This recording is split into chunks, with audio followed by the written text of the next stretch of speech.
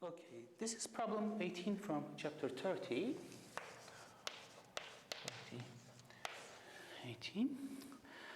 Here we are to calculate the magnetic and electric energy densities at the surface of a 3 mm diameter copper wire carrying a 15 ampere current.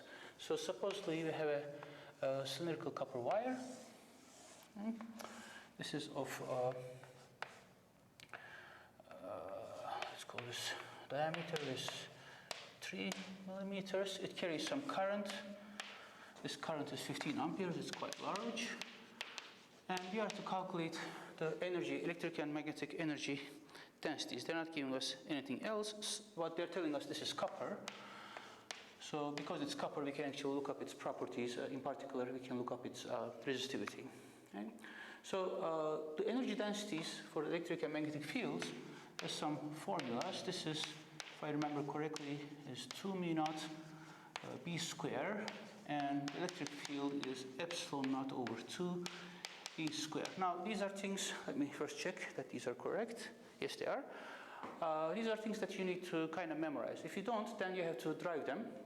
This one is, I think, easier to drive. Like in a single, in a parallel plate capacitor, you can drive this quite easily. It still takes some time, but in a pinch you can do. And then you can just remember that this has the same numerical factor, but mu naught always switches places with epsilon. If one is numerator, the other one is in denominator. So this is how we can figure out how to write these things down. But otherwise, you have to memorize this. There isn't a simple logic.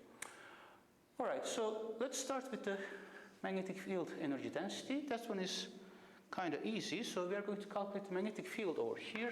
By right-hand rule, like over here, it's going to have some magnetic field going this way. It's actually going and then coming back, our magnetic field.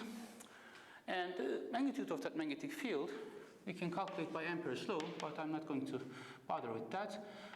This is mu naught over 2 pi E over R, and R here is half of this diameter. It's going to be 1.5 times 10 to the minus 3 meters, 1.5 millimeters. Okay, so you need to plug this in, and then you need to plug those numbers in. Now, what about the electric field? Right? Is there going to be an electric field? Well, this is a little bit ambiguous, I have to say. So they're asking for the energy density at the surface. So at this surface, there's some current passing through. So if there's some current passing through, there must be some electric field, because there's a potential difference between any 2 points. Let's say over here, I'm just going to make up some distance. There must be some potential difference across this, and that must be equal to the electric field times this L. So this potential difference is leading to some current passing. This is I times R, and that resistivity is equal to, so its resistance is equal to resistivity times the length over the area. Okay? So E times L is equal to I times rho times L over A. L's go away, which is nice because L is something I made up. So I can figure out the magnitude of the electric field this way.